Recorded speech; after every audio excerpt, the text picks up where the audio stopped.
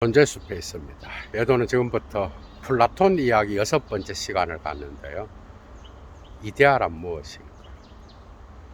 사실 이데아에 대한 개념을 아느냐 모르느냐에 따라서 서양 철학 전반을 이해할 수 있느냐 없느냐까지 도달되는 그런 거죠. 그죠? 여도는 곳곳에서 플라톤의 이데아 개념을 다루었는데 따로 다루는 것은 처음이야. 플라톤 이야기라고 하는 재생 목록이 만들어져서 다루게 되었는데 당연히 플라톤에 머무르지 않고 이 개념이 어떤 방식으로 중세를 거쳐 근세 철학, 데카르트와 스피노자와 흉과 로크에게서 관념이 되고, 칸트와 또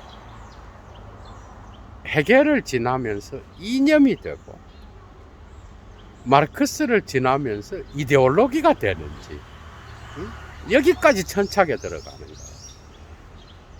플라톤의 이데아로부터 중세의 어떤 그 본유관념과 다양한 순수 정신으로서의 신, 인간의 영혼, 이런 걸 거쳐서 근세 철학의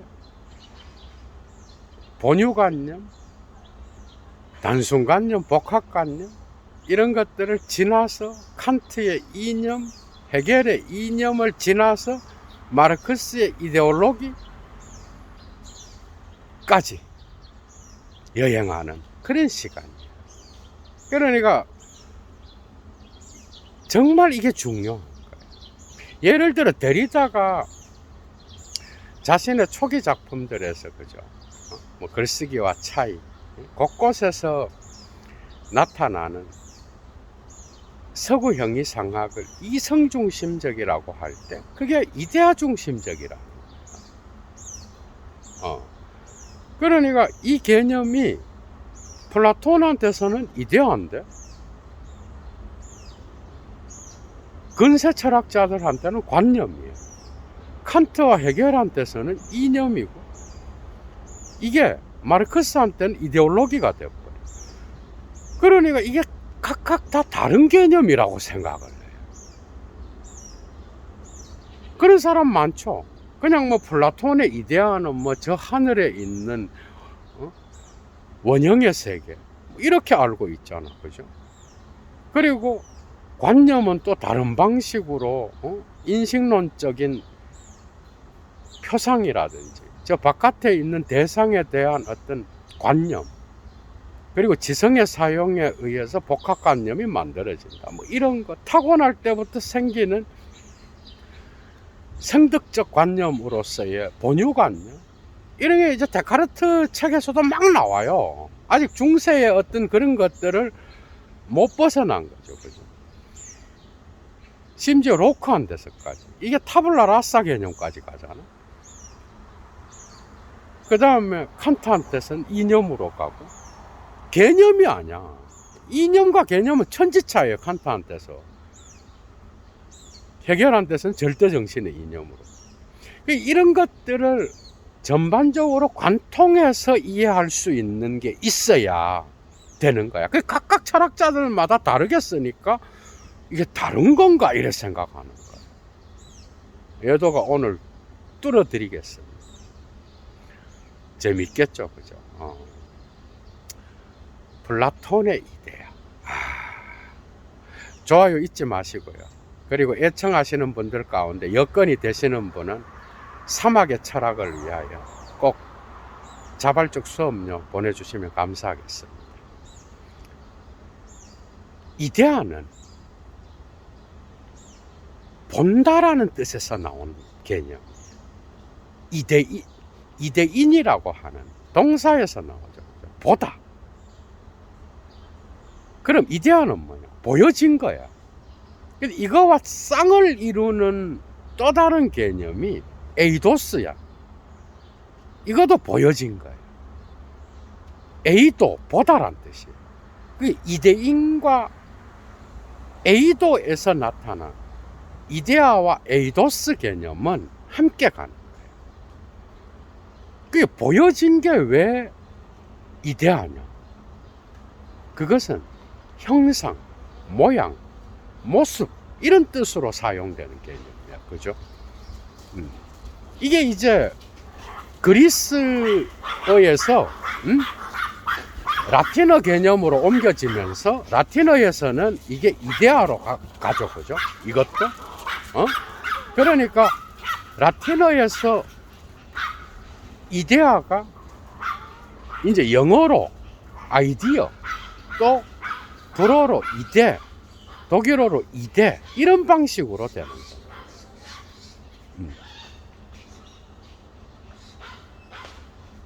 사실 플라톤의 전집에서 나타나는 이데아론, 그죠?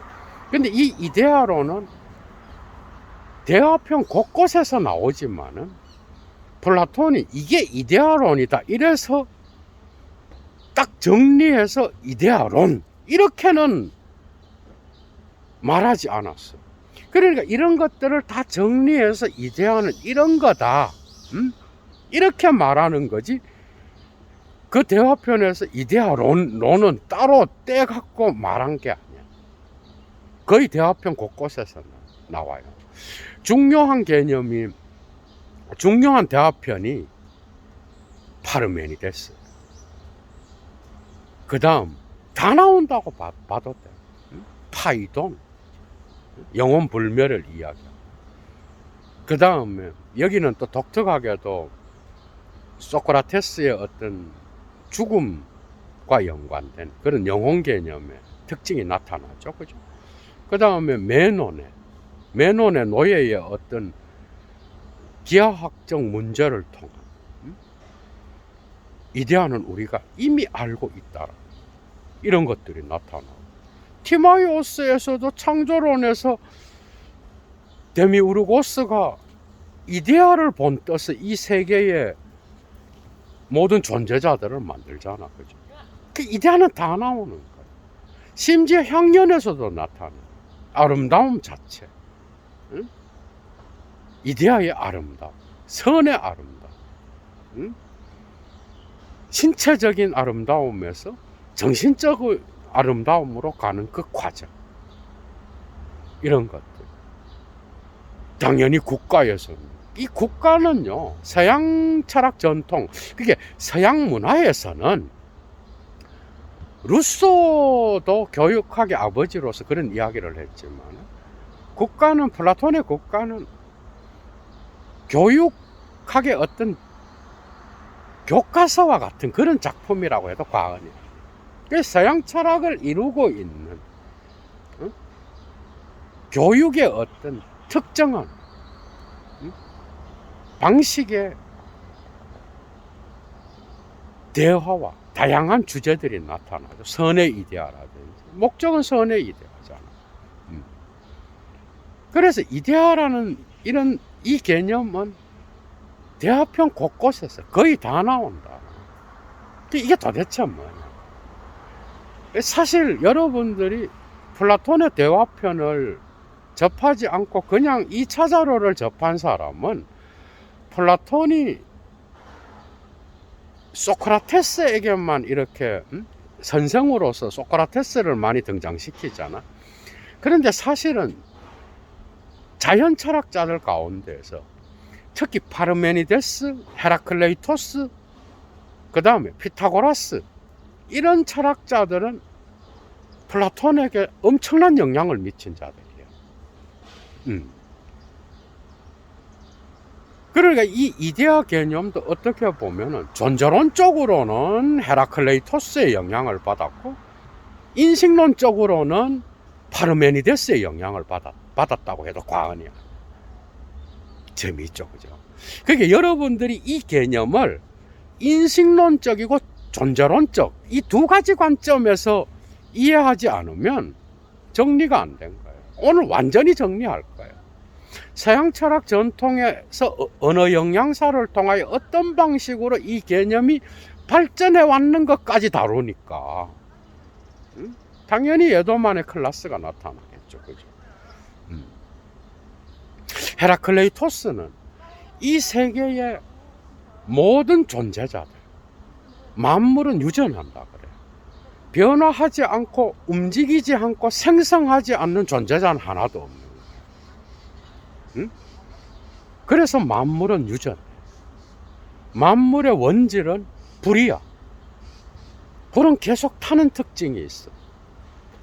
이 세계의 모든 것들은 바다의 파도가 멈추지 않듯이 모든 것은 다 생성과 변화를 통하여 계속해서 되어가는 그런 존재자들인 거예요. 그래서 헤라클레이토스는 만물의 어떤 유전을 이야기했던 거예요. 그죠? 그런데 과연 이런 변화를 가능하게 하면서 또한 거기에서 변화 자체가 뭔가? 변화 자체가 바로 이 변화를 가능하게 하는 그런 최종적인 것인가? 이렇게 사유를 해 가잖아? 자연 철학자들은 어떤 세계의 원리를, 원질을, 아르케를 이야기한 자들이잖아. 그죠? 그러니까 이게 뭐냐? 이렇게 생각하다가 드디어 로고스 개념이 나옵니다. 5분 철학 개념의 예도가 로고스를 따로 다룬 게 있는데 나중에 제대로 단편 강좌로 1시간짜리로 또 따로 강의를 하려고 그래. 이것도 정말 중요한 개념.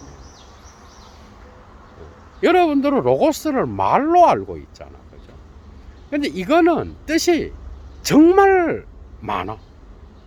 계산, 이성, 설명, 논증, 별 뜻이 다 있어. 응? 말해진 말도 되지만.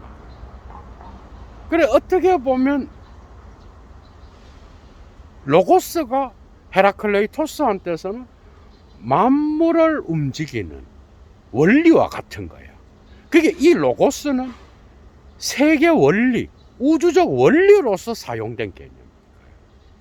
그래서 여기서 플라톤이 배운 거는 진리라고 하는 거는 이와 같이 변화에 열려 있고 생성했다가 소멸하는 그런 건 진리가 될 수가 없다. 진리는 변하지 않아야 되는 거고, 변한다는 거는 시공간에 있는 거고, 이 시공간을 초월해서 영원히 변하지 않으며 생성으로부터 자유로운 어떤 초월적 실자가 있다. 이 초월적 실자가 바로 진리라고 할 수 있는 거다. 이렇게 사유했겠죠. 그죠? 그게 헤라클레이토스의 어떤 로고스 개념과 같은 것이 이데아로 이제 나타나는 거예요.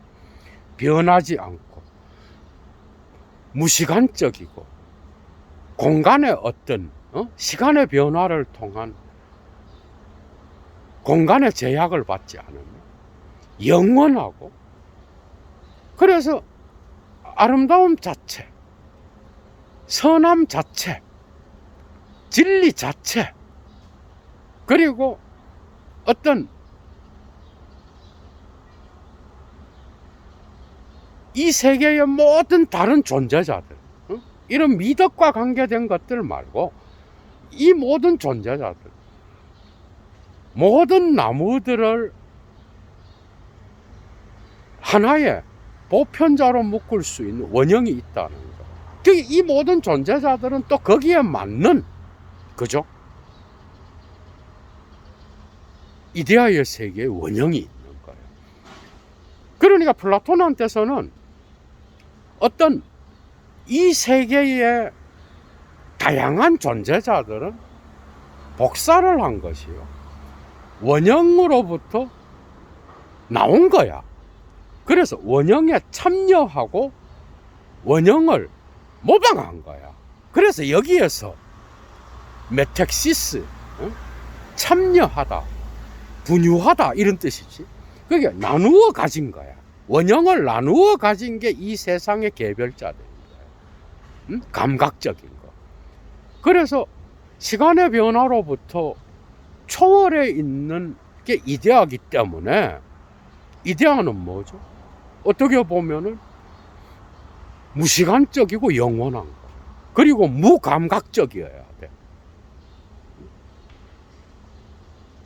그리고 인식론적으로 파르메니데스는 사유와 존재는 일치한다 그래.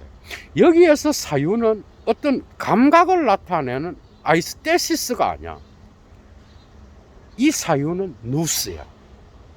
그러니까 이성적 지성으로 볼 때만 이 세계의 존재자들의 존재를 볼 수 있는 거야. 그걸 파르메니데스는 알레테이아, 진리라 그랬어. 그런데 감각적인 것, 아이스테시스로 보게 되면은 이 세계의 존재자들의 존재는 보이지 않아. 그건 독사야. 억견이야, 억견. 억견이고 의견이야. 그러니까 진리의 눈으로 보는 것, 그게 누스야. 이게 이성이란 뜻이고 정신이란 뜻이고 지성이란 뜻이야. 그러니까 우리가 마음의 눈으로, 지성의 눈으로 이 세계의 존재자들을 볼 때만 그 존재자들을 통합해서 나타나는 존재 자체가 보여진다라는 거예요. 여기에서 알레테이아와 독사의 개념이 나타나는 거예요.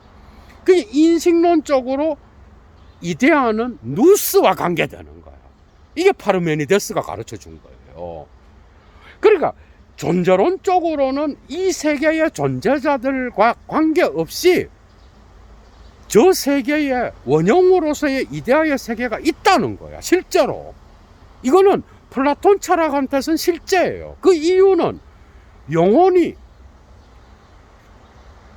이 세계로 렛대의 강을 건너서 들어오기 전에, 육신을 잊기 전에, 영혼은 태어나기 전에도 이데아의 세계에 있었고, 태어나서 죽고 나서도 이데아의 세계로 가는 거예요.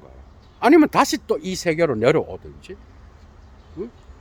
그래서 그리스도교와 불교의 어떤, 힌두교의 윤회와 그리스도교의 어떤 영혼 개념, 이런 것들과 대화할 수 있는 이런 것들이 나타나죠. 그죠? 그래서 이데아는 인식론과 상관없이 플라톤한테서는 우리가 그것을 누스의 눈으로 보느냐 안 보느냐, 인식론과 상관없이 존재하는 거야. 존재론적으로.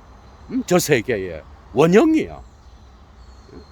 영원한 것이요, 무시간적이요, 무감각적인 거야. 그런데 이제 우리 인간이 그걸 어떻게 보느냐, 여기서 이제 인식론의 문제가 나타나잖아. 그래서 중요한 게 누스인 거야. 그죠? 그래서 우리의 이성의 눈으로 저 세계의 이데아의 원형을 볼 수 있는 거야. 그죠? 그런데 이때 이 인식을 통하여 나타나는 게 에피스테메야. 파르메니데스한테서는 알레테이아, 진리죠. 그죠?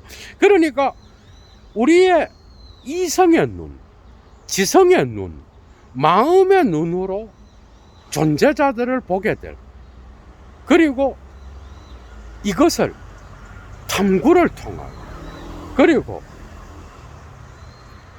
대화를 통하여, 소크라테스는 어떻게 보면 대화를 통하여 이 이데아의 세계를 보여주는 그런 변증론을 이야기하잖아. 삼파술도 거기서 나오고, 그리고 어떤 진리에 대한 에로스가 있는 자들, 이런 자들이 이제 이걸 볼 수 있는 거야. 지성의 눈으로. 그래서 탐구를 통하여, 또 좋은 선생과의 대화를 통하여, 또 지성에 대한 에로스를 통하여. 이 에로스도, 그죠? 우리가 뭐 사랑 아니야, 그런 뜻이 아니야. 기본적인 뜻은, 에로스는 이 세계의 존재자들의 어떤 다양성을 하나의 힘으로 모을 수 있는 힘이야. 그래서 우리의 감각적인 것에서 이데아적인 것으로 가게 하는 어떤 동력이자 힘으로서 이 세계를 하나로 묶을 수 있는 그러한 힘으로 나타나는 게 에로스인 거예요. 완전 다른 뜻이죠. 그죠? 물론 이게 이제 사랑에 대한 열정도 나타나죠. 아름다움에 대한 어떤 열망이 있어야 뭔가를 그걸로 나갈 수 있는 그게 되잖아. 그래서 지식에 대한 에로스, 진리에 대한 에로스, 선에 대한 에로스 이런 게 다 나타나는 거예요. 에로스 개념도 따로 강의를 열어야 될 그런 정도예요. 여러분. 그런데 이게 우리가 누스, 이성, 지성의 눈으로 보지 않고 그냥 육안으로 이 세계를 보게 될 때, 그래서 감각적인 것으로 이 변화 생성하는 것을 보게 될 때 나타나는 인식과 지식은 독사야. 이런 것들도 파르메니데스로부터 나온 거죠. 그죠? 그러니까 플라톤은 에피스테메를, 이데아의 세계를 보는 그 지식과 인식과 연결해서 에피스테메를 사용하고 감각적인 눈으로 보면서 거기로부터 획득된 그 인식과 지식을 독사라 그래요. 그래서 선분 비유와 동굴 비유를 통하여, 얘도 이미 강의를 한 것처럼 네 가지 인식에 적용시키면 이 에피스테메에 그래도 근접해 가는 게 노예인가, 디아노이아겠죠. 그죠? 그런데 독사, 감각적인 눈을 갖고 탐구를 통하여 획득된 지식, 그 인식론은 피스티스와 에이카시아겠죠. 이런 방식으로 나눠진다. 그러니까 이데아의 원형을 볼 수 있는 인식론적인 어떤 개념이 에피스테메인 거예요. 거기서 독사와 에피스테메가 갈라지는 거예요. 그러니까 독사는 의견이요, 억견이요. 그러니까 파라독스 하면은 뭐야? 의견을 뒤집다. 의견을 나란히 놓아서 뒤집다라는 뜻이잖아. 파라독스. 그러니까 독사라는 뜻으로부터 나타나. 그게 서구 언어는 그리스어와 라틴어에서 나왔잖아. 그죠? 이 어원을 알게 되면 훨씬 더 깊이 있는 의미로 들어가는 거예요. 여기서 철학적, 플라톤과 같은 대가의 철학적인 어떤 사유까지 알게 되면은 그 문화를 이해하는데 아주 중요한 거겠죠. 그죠? 그러니까 존재론적으로는 이데아는 저 세계에 있는 거예요. 원형의 세계. 눈으로 볼 수 없으며 오직 지성의 눈으로만 볼 수 있는 세계. 그래서 가지계인 거예요. 그럼 이 세계는 뭐냐? 눈으로 보인다 그래서 가시계. 원형으로부터 복사된, 저 세계는 물 자체의 세계인 거죠. 그죠?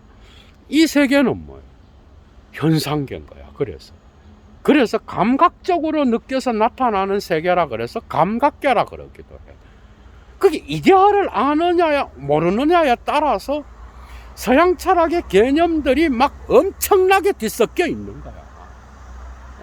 정말 중요하죠. 그죠? 그래서 인식론적으로는 누스와 관계된 거죠. 이데아는. 그죠? 이게 이제 플로티누스한테서는 엔노이아에서 유출설로 가잖아. 여기는 네 단계의 어떤 유출이 있는데 제일 위에 단계가 일자인 거야. 그 다음이 누스고, 그 다음이 영혼이고, 그 다음이 진료, 휠레인 거예요. 그러니까 일자가 바로 이데아인 거야, 플라톤은. 그러니까 플라톤의 저 이데아는 플로티누스, 신플라톤주의로 가게 되면은 우주적 정신, 세계 영혼 이런 게 되어버리는 거야. 이게 이제 인간의 영혼, 누스를 거쳐서 영혼과 직통하게 되면서 존재론과 인식론이 결합되어 버리는 거야. 그죠? 이게 이제 아우구스티누스의 신학에 영향을 미치는 거야. 당연히 일자는 뭐야? 신적인 것과 관계된 거야.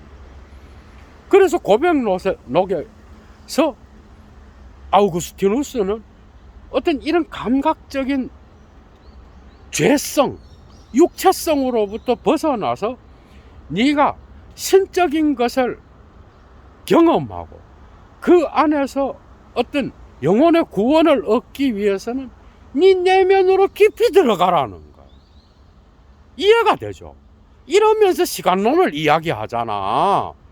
그러니까 이게 이제 신학으로 전개되는 거야. 플라톤의 이 이데아 개념. 응? 그래서 일자가 되어버리는 거야. 어떻게 보면 신적인 게 되는 거야. 플라톤한테서도 신적인 거예요. 이데아는. 영원한 것. 그죠? 감각적인 것을 초월해 있는 것. 인간의 경험적인 것을 넘어서 있는 것. 초월적 실제지 뭐. 응? 인간이 태어나기 전에도 알았던 것. 그래서 죽고 나서도 되돌아가는 것. 이런 것들이 다 초월적 실제를 나타내는 거. 그래서 중세 신학에서는 당연히 뭐 순수정신 이게 이데아지. 그 다음에 이것을 신적인 것을 인식할 수 있는 영혼 이런 방식으로 연결돼 버려요. 그래서 이게 관념이 돼 버려. 중세로 오게 되면 스콜라 철학에서 그래서 관념이 중요한 거잖아. 신관념, 신존재론적 신을 존재론적으로 증명하는 거기서도 신에 대한 관념이 중요한 거야. 그래서 그리스어의 이데아가 라틴어에서도 이데아예요. 응? 그래서 이게 어떤 신적인 것과 인간의 영혼과의 어떤 접촉점, 존재론과 인식론이 다 살아있는 거야. 이 신관념이 왜 우리 안에 있느냐? 우리 안에 있다는 것은 저 바깥에도 존재하는 게 아니냐. 이런 방식으로 존재론적 증명을 해나가는 거잖아. 그죠? 관념이 매우 중요한 거야. 그래서 중세로 오면서 이게 관념이 됐고, 이게 근대 철학의 어떤 아버지인 데카르트로 옮겨지는 거야. 그게 중세의 신학을 알아야 어떻게 보면 데카르트도 어느 정도 이해할 수 있는 거죠. 그죠? 그리고 그 유명한 중세의 보편 논쟁이 있잖아. 보편적인 것, 신적인 것. 보편자 개념은 이름으로만 존재하느냐? 실제로 존재하느냐? 이 논쟁이 있었잖아. 그죠? 이게 다 플라톤의 이데아 개념으로부터 형성된 거예요. 그러다가 이제 근대로 넘어오면서 저 초월적 실제를 이렇게 근대 철학자들은 초기에는 인정을 하잖아. 데카르트도 인정해요. 거기 또 에르고슴 이후에 신존재증명으로 나간다고. 그러니까 명석판명한 이성의 인식에 맞닿아 있는 게 관념이야. 그래서 관념은 정말 중요한 거야. 그런데 이게 이제 나중에는 신의 실제로부터 인식론으로 옮겨져. 이제 인간의 인식과 떨어져서 저 세계에 따로 존재하는 초월적 실제를 뭐 인정할 수도 있지만은 어떻게 보면 인정하지 않아. 스피노자는 그걸 이 세계로 풀어버리잖아. 그죠? 그래서 스피노자를 읽든 로크를 읽든 휴머를 읽든 이 관념이 계속 나와. 본유관념, 단순관념, 복합관념 이런 방식으로 막 나와. 스피노자는 심지어 이 이데아를 어떤 우리 인간의 이성이 갖고 있는 어떤 걸로 생각을 했고, 그것에 일치하는 바깥에 있는 실존적 사물을 이데아툼이라 그랬어, 라틴어로. 그러니까 이데아는 인식 안에 있는, 이제 인식론 쪽으로 바뀌어버리는 거야. 저 바깥에 있는 존재론적인 게. 그래서 인식 안에 있는 관념은 언제나 바깥에 있는 실존적 사물과 대응하는 뭔가가 있잖아. 그지? 그걸 이데아툼이라 그랬어, 에티카에서도. 그리고 로크 같은 경우는 이 본유관념, 이런 거, 이름뿐인 거, 이걸 거부해버리잖아. 그죠? 그리고 복합관념은 어떤 단순관념을 지성을 통하여 결합시켜서 만들어내는 관념이 복합관념이잖아.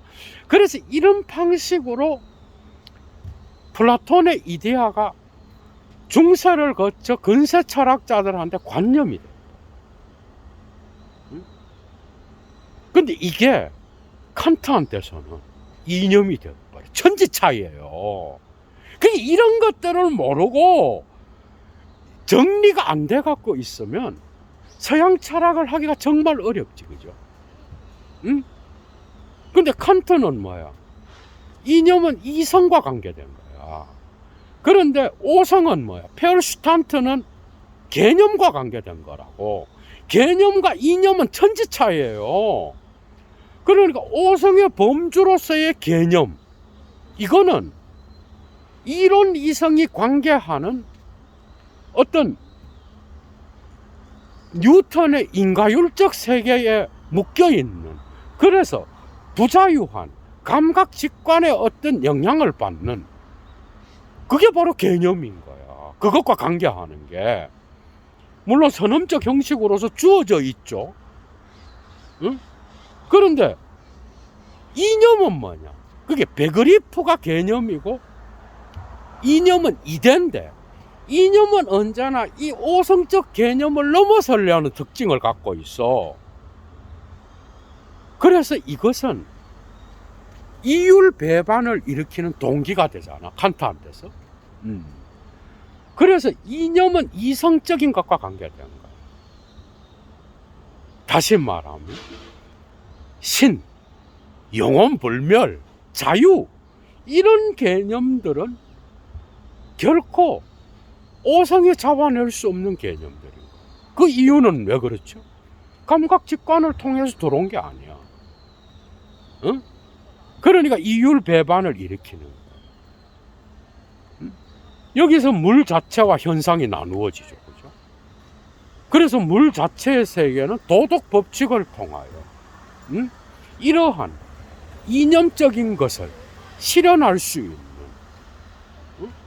어떤 도덕적 의지나 정언명법, 거기서 나타나는 거야. 신도 요청되잖아, 그죠? 그래서 실천 이성에서 나타나는 어떤 그런 것들인 거야. 그래서 이념은 개념과는 천지 차이가 돼버리는 거야. 그러니까 칸트 안에도 플라톤이 있는 거야, 그죠? 그러니까 이념적인 거는 이성적인 것, 보편적인 어떤 이성의 명령, 이런 것들과 연관된 거고, 그리고 이런 이성을 초월해 있는 거야, 칸트한테서도. 그래서 물 자체와 같은 그런 게 되어버리는 거야. 이렇게 나가는 거야. 물론 쇼펜하우어한테서는 다른 방식으로 전개되지만, 그럼 헤겔한테서 이념은 뭐냐? 이것도 플라톤적인 거예요. 다 플라톤적인 이 이데아가 이렇게 변화되어 온 거예요, 역사적으로.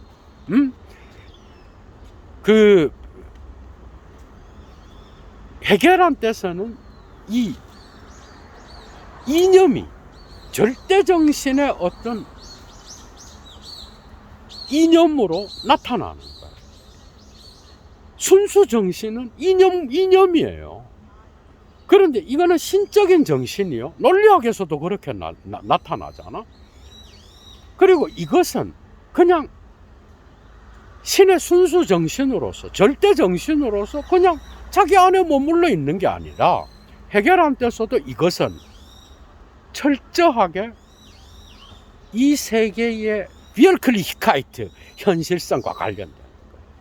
헤겔의 철학은 이게 중요해요. 신적 정신을, 초월적인 것을 현실성, 이 세계의 역사의 변증법적 운동과 연관시킨 거고, 조화시킨 거고. 그러니까 예를 들면 헤겔의 절대정신, 정신현상학을 출간할 때, 그죠? 어떻게 보면 세계 영혼으로서 나폴레옹을 만나잖아. 그때 이때 나폴레옹이 누군지 알아? 이게 물론 역사 철학에도 나오지만 이런 것들이, 나폴레옹은 바로 신의 자유의 이념을 실행하는, 실현하는 그런 장가야. 그러니까 세계 영혼으로서 나폴레옹은 절대정신의 이념을 실현하는 그런 존재인 거야. 그러니까 이념은 역사를 통하여 실현되는 거야. 그 실현의 과정이 바로 주관정신, 객관정신, 절대정신. 거기에 이제 뭐 도덕과 인륜과 법이 나타나고 종교와 예술, 철학이 나타나는 거죠. 그죠? 이런 것들이 이제 엔치클로페디로 가면은 신의 정신의 이념이 자연 철학을 거쳐서 정신 철학으로 가는 그런 방식으로 전개되는데, 어찌되었건 해겔한테서 이념은 정신의 이념으로서 그 이념이 실현되는 것이 바로 역사라고 봅니다. 그게 자유의 이념이 중요하겠죠. 그죠? 그게 칸트의 어떤 자유의 이념을 독특한 방식으로 역사의 변증법적 운동과 연결시킨 게 해겔이었어요. 그런데 이게 마르크스로 가게 되면은 이게 뭐야? 물질적 조건을 무시하는 관념적인 게 돼버리는 거야. 그러니까 인간 사회에서 경제적 조건, 물질적 조건, 인간이 살아가는 삶의 조건, 생산과 노동의 관계를 통하여 나타나는 어떤 유물론적인 것, 이런 현실성을 무시하는, 그래서 초월적인 것으로, 관념적인 것으로, 정신적인 것으로 눈을 돌리게 만드는 마약과 같은 거예요. 그래서 독일 이데올로기에서도 역사의 현실성을 무시하고 단지 정신적이고 관념적인 것만을 주장하는, 그걸 이데올로기라 그런 거야. 이게 이제 허위의식이 되는 거야. 인간에게 현실에는 있지 않는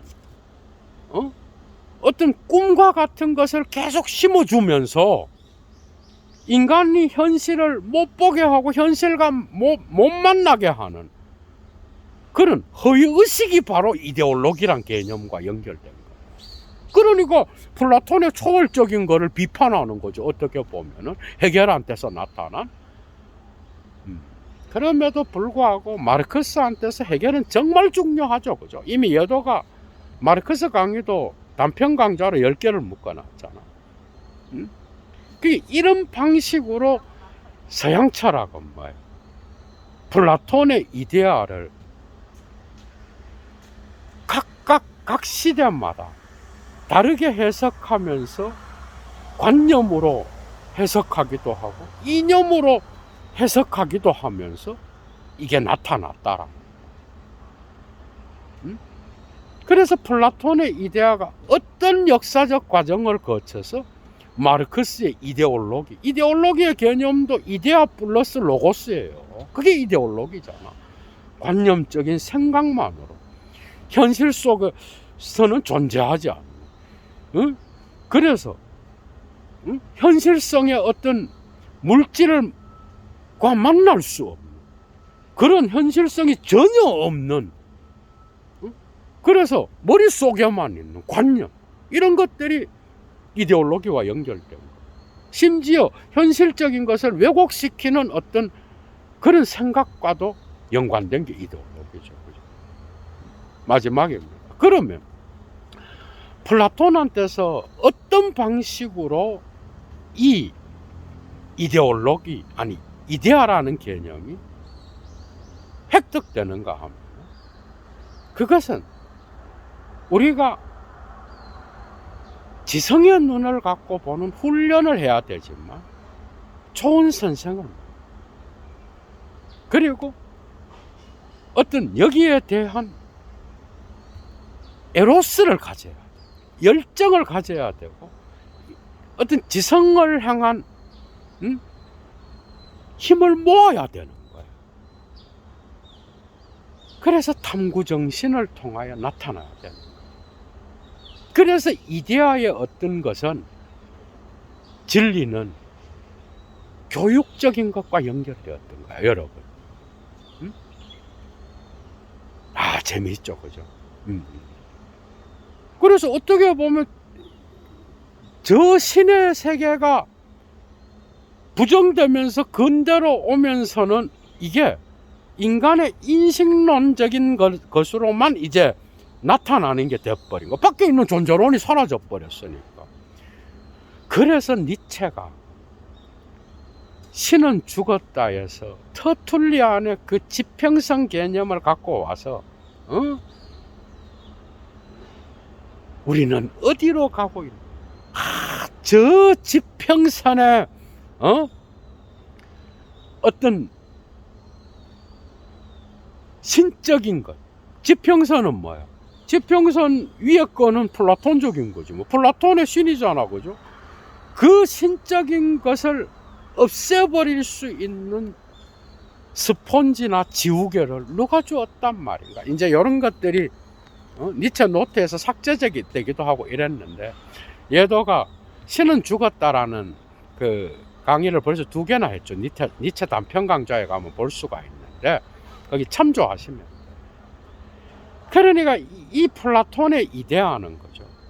이렇게까지나 끈덕지게 오늘날의 철학에까지 들어와 있다는. 그래서 화이트헤드는 20세기 초중반에도 활동하면서 관념의 모험이라는 거, 그 관념이라는 말, 이념이라는 말, 이게 플라톤의 이데아적인 것과 연결되어 있다는. 오늘 정말 많은 것들이 뚫릴 겁니다, 여러분. 이런 방식으로 여러분들이 이해하고 서양 철학의 다양한 고전들을 읽어 나가고 이해해 나가시면 아주 많은 도움이 될 겁니다, 여러분. 여러분 어디에 계시든 행복하십시오. 존재의 용기를 잃지 마시고. 얘도 물러갑니다. 주스.